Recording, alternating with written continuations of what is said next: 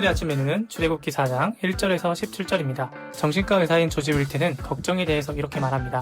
걱정의 40%는 절대 일어나지 않는다. 걱정의 22%는 너무 사소해서 무시해도 좋은 일이고, 걱정의 4%는 바꿀 수 없는 일이거나 어쩔 수 없는 일이라고 합니다.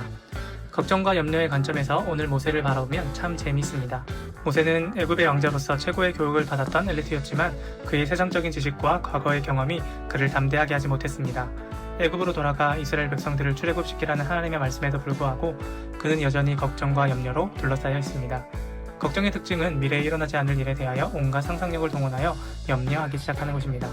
모세는 하나님의 말씀에도 불구하고 이스라엘 백성들이 자신의 말을 듣지도 않고 여호와께서 내게 나타나지 아니하셨다라고 말하면 어떻게 하냐고 미리 걱정하기 시작하는 것입니다. 모세의 연약함은 우리에게도 있는 일입니다. 하나님이 반복적으로 역사하시고 인도하심에도 불구하고 미래에 일어나지도 않을 일에 대하여 믿음의 발걸음을 옮기지 못하는 것입니다.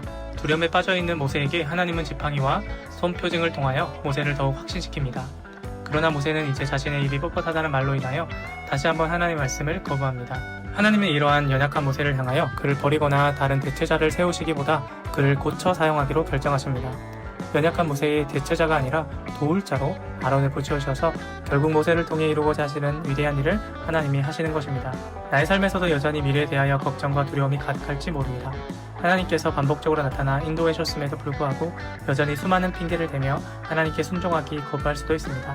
그러나 하나님은 우리를 사랑하셔서 우리를 버리거나 다른 대체자를 세우시는 것이 아니라 우리를 도울 자를 세우십니다. 도울 자를 세우시는 하나님의 의도는 우리를 사용하셔서 위대한 하나님의 일을 반드시 이루시겠다는 하나님의 의지를 볼 수 있는 것입니다. 연약한 자를 사용하셔서 위대한 일을 하시는 주님께서 우리를 인도하실 것을 믿습니다. 오늘의 적용입니다. 우리는 여전히 두려움과 현실적인 어려움에 쌓여 믿음의 발걸음을 내딛지 못하고 있지 않은지 돌아봅니다. 그러나 하나님은 나를 사랑하셔서 나를 도우시고 결국 나를 통하여 위대한 하나님의 일을 이루게 하실 것입니다.